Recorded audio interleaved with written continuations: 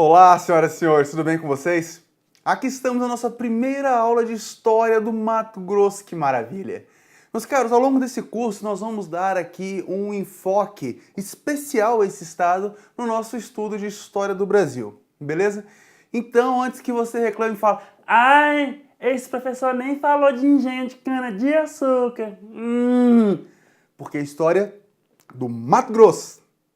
E a gente vai ver que pela estrutura toda, pela localização geográfica, por como as coisas aconteceram, a nossa história ela começa de uma maneira um pouco diferente. Mas enfim, ao invés de explicar como é a história, vamos para a história, não é? De olho na tela, meus caros, História do Mato Grosso. Na aula de hoje vamos falar sobre sua fundação, pegando também a fundação aí, né, da nossa amada Cuiabá, e vamos falar também de bandeiras. Ai, professor, tipo, adoro bandeiras. Minha favorita é a do Brasil. Japonês da pátria filha. Ô animal, quando eu falando de bandeiras, eu estou falando do movimento do bandeirantismo. Ai, grosso. E a gente vai ver direitinho, né, por que isso aqui é importante na história do nosso querido Mato Grosso, Thick Grass. Vamos lá. Antes de mais nada, para você se localizar, meus caros, tem aqui um mapinha maneiro aqui do Wiki Travel, que eu roubei das Interwebs, né? Onde você tem aqui o estado do Mato Grosso, aqui no cachorrinho, ó. Este daqui é o estado do Mato Grosso, né? Foi separado de Mato Grosso do Sul, mas até então, né, pegava também aqui essa parte. Olha que bacana. Qual é a primeira coisa importante que você precisa saber quando a gente está falando de Mato Grosso?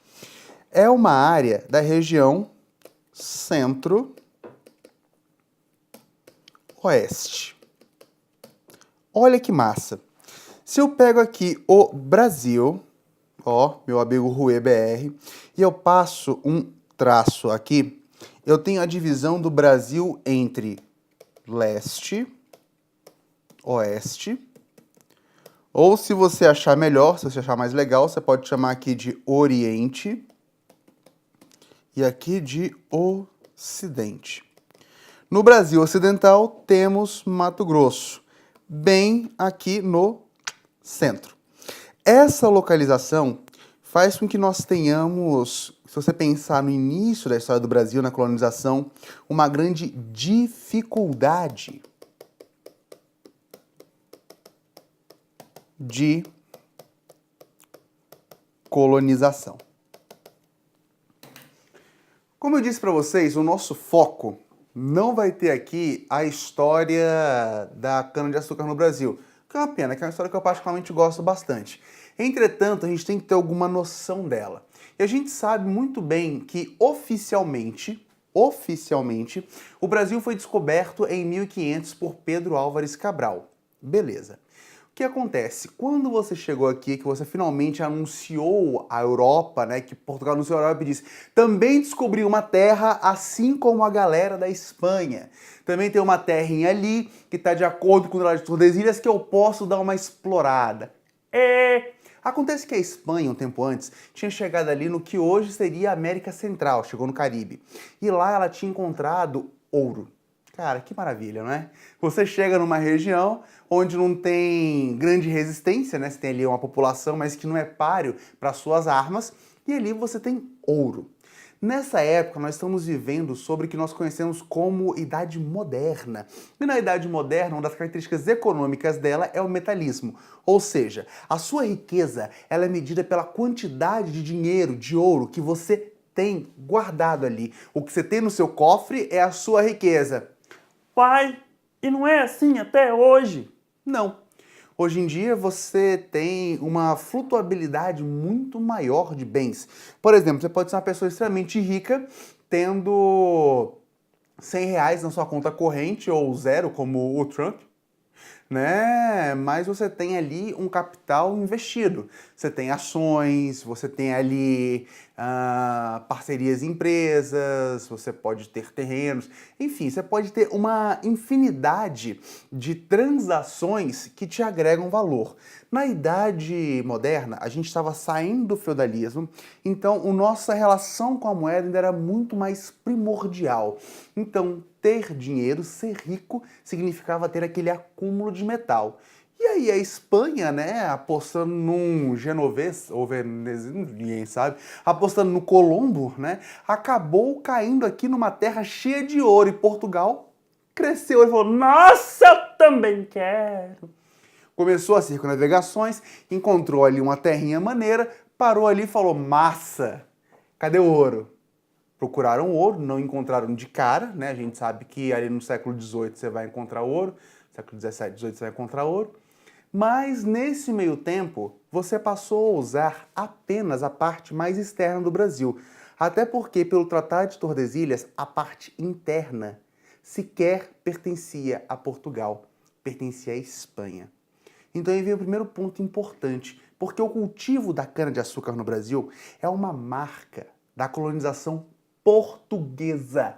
Mas o nosso amigo Mato Grosso estava na área que cabia a quem? A Espanha, que não estava nem um pouco interessado naquela época em explorar aquela terra, porque chegou ali na costa, não tinha nada, ao passo que ali em cima, nas ilhas, você tinha uma visão paradisíaca, você tinha uns produtos bacaninhas, ainda tinha ouro. Você vai fazer o que aqui nessa, né, nesse... Eu estou procurando palavras que não ofendam Mato Grosso, né? Mas o que eu vou fazer nesse centro de mundo aqui? Não tem muito o que fazer. Então, Mato Grosso, durante um bom tempo, ficou o quê? Deixado de lado. Para você ter uma noção melhor disso que eu estou falando, da divisão aqui entre Portugal e Espanha do Brasil, dá uma olhada nesse outro slide aqui.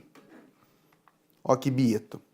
Essa linha verde, dá para ver que é verde? Dá para ver que é verde. Essa daqui, ó, que bonito. Representa o Tratado de Tordesilhas. Então, o que acontece? Desta linha verde para cá, essa terra pertencia a Portugal. E é essa terra que é dividida em capitanias, é essa terra que vai ter Pernambuco, que vai ter São Vicente, né, onde você vai ter aqui toda uma cultura.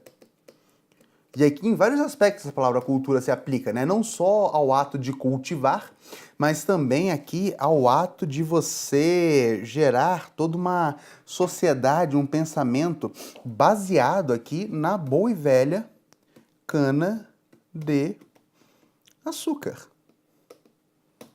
Então a sua vida estava centrada aqui, essa terra pertencia à Espanha, então o Mato Grosso estava meio de lado. Quem é que estava aqui então, sendo uma pessoa muito mais feliz? Eram os nossos amigos indígenas, também conhecidos como índios. E a gente sabe muito bem que eles chamaram de índios, né? Porque quando Colombo chegou aqui na América, achou que tinha chegado nas Índias. Naquela época, você costumava chamar o pessoal que morava na Índia de índio. Depois que você começou a chamar de indiano, para não confundir com os nossos índios. Olha que zona, né? Mas assim ficou. Esse mapa aqui é muito bacana, é muito legal. Eu vou até tirar aqui as marcações, caso você queira dar um pause aí na sua casa e dar uma observada melhor, né? Porque ele tem uma divisão bacaninha aqui, dá boas proporções, para que você tenha aqui um olhar sobre a história do Brasil, como ele vai evoluindo esse mapa, beleza? Show de bola. Primeiros habitantes, por razões óbvias aqui, eram os nossos amigos indígenas, que eles estavam no Mato Grosso desde o século IX. Eu acho interessante a gente colocar algo mais real em relação ao índio brasileiro. O índio brasileiro, ele tem uma vida mais... Como é que posso dizer isso? Sem ser babaca. Uma vida mais simples? Tem. A vida mais simples. Ele não estava numa sociedade que teve ali uma escalada parecida, por exemplo, com a sociedade maia. com os incas, com os astecas, não. Mas tudo aqui tem um motivo, tem uma razão de existir. Se por um lado você pode olhar para o índio e falar, ah, não gosto dessa evolução dele, prefiro do outro, você tem que dar o braço a torcer em muita coisa que o indígena tinha e que sociedades como a europeia, por exemplo, não, né? Desde 10.000 a.C. existe indígena no Brasil. Então assim, já tem gente aqui vivendo há muito tempo. Essa galera convivia com um tatu gigante, convivia com os bichos estranhos. E ao longo da história, o indígena ele vai tendo ali uma finesse muito interessante. A gente não pode nunca esquecer que o Brasil ele é um país com condições climáticas muito boas. Né? É um país que tem um solo bacana para plantio, né? Facilita ali a cultura de alimentos. Você não tem grandes predadores. Tem uma onça aqui, ali, beleza. Mas, cara, uma porrada de bicho bizonhento que você tem ali na África, que você tem na Europa, que você tem na América do Norte, não existe no Brasil. Então, até a natureza aqui, ela é muito mais branda. Então, o que acontece? Essa galera não tinha uma grande ameaça da natureza. E a gente sabe que o pacto social, ele se forma através da relação do homem com a natureza. Quanto mais a natureza é agressiva ao homem, mais o homem se junta e responde com agressividade à natureza. É aquela ideia, né? Infelizmente não tem essa aula comigo, a gente está vendo só a história do Mato Grosso, mas é a ideia básica de que o ser humano ele se une para poder se sobrepor ali aos perigos que existem lá fora, aos perigos da floresta. Se você está sozinho contra o leão, você vai morrer. Se está você e um colega contra o leão, um de vocês talvez morra. Como é que você faz? Você dá um bandão no colega, joga ele lá e corre. Então você já está ali numa vantagenzinha. Agora se tá você ou seu colega e mais 50 pessoas e aparece um leão, vocês têm uma chance boa aí de sobreviver. Se cada um tacar uma pedra, né, talvez vocês já causem um dano legal no bicho. Ou seja, vocês se unindo ali, vocês conseguem passar por cima da natureza. No Brasil você não tinha a necessidade tão forte disso, né? O clima é agradável, você não tem monstros gigantescos, então dá para você conviver. Então essa galera tava tranquila, vivendo ali em comunidade, né? O suficiente para se proteger e vão desenvolvendo alguns outros hábitos que você de fato, principalmente quando chega na Idade Média, por exemplo, você vê caindo na sociedade, como por exemplo os hábitos de higiene. Os nossos amigos indígenas, muito cedo, já desenvolveram a cerâmica, já tinham hábitos ali para você não deixar comida no chão, para conservar alimentos, para que você sempre estivesse limpo. Uma galera que estava sempre acostumada a muito banho, já que a água está ali perto, né? Sempre teve muita água corrente no Brasil. Então era uma galera que estava muito mais em simbiose com a natureza do que enfrentando-a de fato. Né? Você tem ali toda uma adoração básica aos deuses, como você tem em qualquer religião, adoração ao sol, por exemplo, à lua, os grandes elementos. Você tem uma relação de vida após a morte, onde você mumificava ali a pessoa. Então tudo isso faz parte de uma cultura indígena muito rica, apesar de aparentemente muito silvícola, né? Mas então você teve aí essa evolução e o Mato Grosso até o século IX, o que você tinha ali, o que existia era isso. Eu vou dizer mais, até ali o século XV, XVI, principalmente, quando você começou a ter de fato a chegada ali do homem branco, o que você tem é uma boa estrutura ali indígena. Tanto que os maiores grupos de índios no Brasil, que eram os tupis, os zezos, os arawakes, os caraíbas, todos eles se encontravam no Mato Grosso, né? Que é uma região muito quente, uma região que tem ali um rio bacana, que dá para todo mundo conviver em paz com a natureza, beleza? Então, desde o século IX aqui, né, você tem aqui uma predominância, uma cultura muito forte indígena. Que vale lembrar também que os índios são seminômades, né? Então eles vão andando aqui pelo mapa até chegar numa região legal. Século IX, chegaram aqui e falaram, véi, aqui é maneiro, vamos ficar? Bora. Já a relação do indígena com o branco, quando ele chega aqui no século XVI, não é nada muito diferente do que você já viu aí na sua escola feliz, né? Essa relação, basicamente, a galera chega aqui, olha o índio e fala, olá, índio, tudo bem? O índio fala, nada, né? O branco olha para ele, né, e fala, oi, né? Matemático. chega aqui pro índio e fala, oi, Tupi. Aí o índio não fala nada, ele fala, 18, Tupi. Né? Aí como você... Nossa, até matei o cara aqui. Como você não tem ali uma proximidade real e tudo, essa galera tá num território que, em tese, você, branco, quer, o que você faz? Você mata, você tenta escravizar. Por que você tenta escravizar? Porque no Brasil, a escravidão do indígena, ela era, digamos, semi-proibida. Digo semi porque ela era proibida de fato, mas a galera sempre dá um jeito, né, de ter um ou outro índio ali. Você não podia escravizar indígena no Brasil. Era um acordo que você tinha entre os países ibéricos e a nossa amiga Igreja Católica. Que a ideia é que, como você está tendo ali uma perda de fiéis, é interessante que, pelas reformas protestantes, é interessante que você, de alguma forma, maqueie os números com mais gente. Então, cara, vamos catequizar índio, essa galera tá aí. Ah, por que não faz isso com o africano? E não faz isso com o negro? Porque nele você já está escravizando já há algum tempo, então a relação já está bem desgastada. Então você continua com a mão de obra africana, até porque, principalmente para Portugal, isso valia muito a pena porque gera comércio, ao passo que o indígena no Brasil, ele não gera comércio, já que você não tem que buscá-lo e tudo, não gera rendimentos para a coroa. Então é melhor proibir mesmo, né? Por uma questão religiosa, já que você tem ali um acordo com a igreja, e também por uma questão econômica, já que o negro dá lucro quando você faz o comércio, ao passo que buscar um índio no seu quintal não vai dar lucro para a igreja. Mas é bom para a pessoa que está no Brasil. Sim, para o dono da terra é bom. Mas o importante aqui é a coroa. A coroa é a voz da razão, já que o rei é aquele ser que recebeu de Deus o direito divino de governar. Para você ver que tenso que é. Beleza? Seguindo aqui então, meus caros.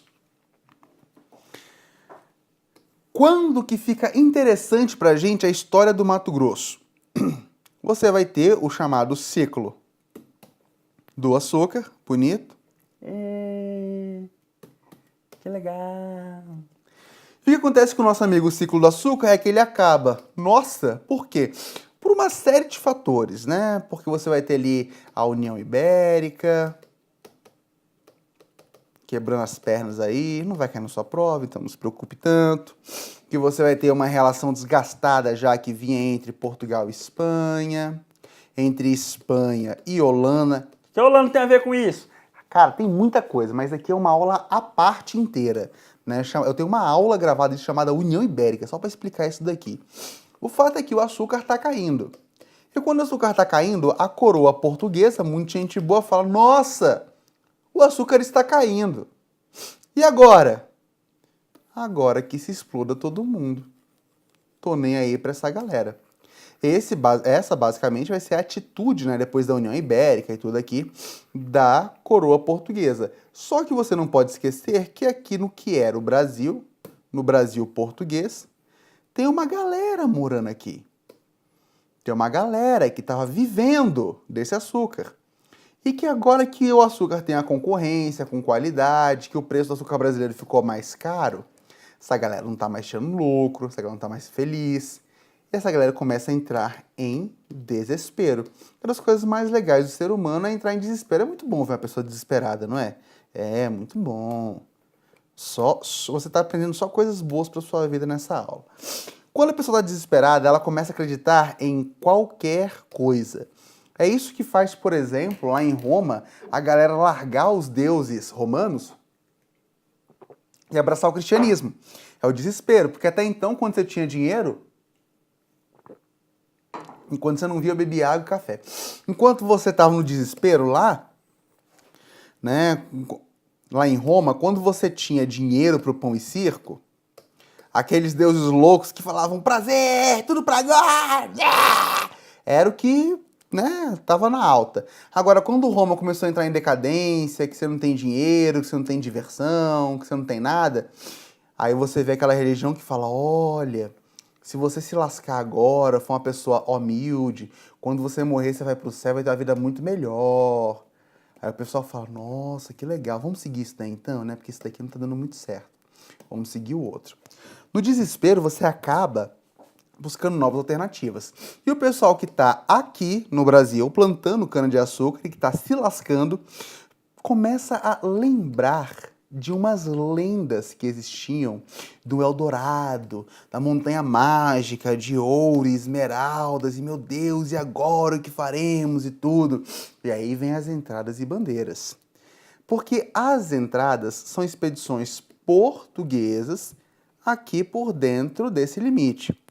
Agora, as bandeiras é uma galera aqui de São Paulo que tá falando, meu irmão, a gente tá tudo lascado, vamos invadir isso daqui tudo. Ai, mas essa terra é da Espanha, lasque-se! Né? Já que eu não posso falar outra coisa aqui. Ai, grosso, mas eu entendi. Né? Que se exploda, eu vou entrar e vou procurar o que eu quiser, né? Essas são as bandeiras. As bandeiras motivadas aqui pelo desespero econômico acabam fazendo com que você saia do território português e invada o território espanhol, que sabemos muito bem é onde está a nossa amada Mato Grosso. Nosso thick grass aqui, que maravilha! E nessa brincadeira de entradas e bandeiras, em 1718, você descobre ouro no Mato Grosso e aí começa a ficar legal. Quem descobre ouro é um rapaz chamado Pascoal Moreira Cabral Leme, que já no ano de 1917, um ano depois da descoberta, acaba criando aqui o chamado Arraial da Forquilha. Professor, eu que estou aqui no Rio Grande do Sul e vou fazer prova para aí um curso no Mato Grosso, eu tenho que saber desse Arraial da Forquilha? Tem, cara, porque o Arraial da Forquilha, que vai ser depois, vai acabar se tornando aquela que é a cidade mais importante, né? Cuiabá. Ah, que legal! Né? Cuiabá, cidade aí de Jacaré-Banguela, muito famosa. Professor, o que significa Cuiabá? Bom, Iabá significa do mundo em tupi, né? Não, claro que não, tô de sacanagem. Cuiabá, você tem 3 histórias aqui pro nome, né? Uns falam que é o lugar de pesca, né? Outros falam que é o produtor de cuias, né? Tinha um outro também que agora não lembro, né? Mas alguma coisa assim. O fato é que você não tem uma certeza de por que Cuiabá se chama Cuiabá. Mas é Cuiabá e é isso aí. Depois que você funda a cidade de Cuiabá, você começa aqui já a ter um gerenciamento português, já que foram paulistas que descobriram essa terra, começaram a organizar aqui, mas é só em 1750, com o Tratado de Madrid, que o Mato Grosso, que Cuiabá, passa a oficialmente, isso daqui ó, oficializa a região como parte aqui do nosso amado Salve Salve Rue BR. Belezinha? Meus caros, por hoje é só. Uma breve introdução aqui para que a gente possa entrar em alguns assuntos mais cascudos. Fundamos Cuiabá e ela é fundada aqui dentro da história do ouro do Brasil. Beleza? A gente vai ver um pouquinho mais de ouro, a gente vai falar mais umas questões sociais nas próximas aulas. Mas, basicamente, por hoje é só. Beijos e abraços. Até a próxima aula.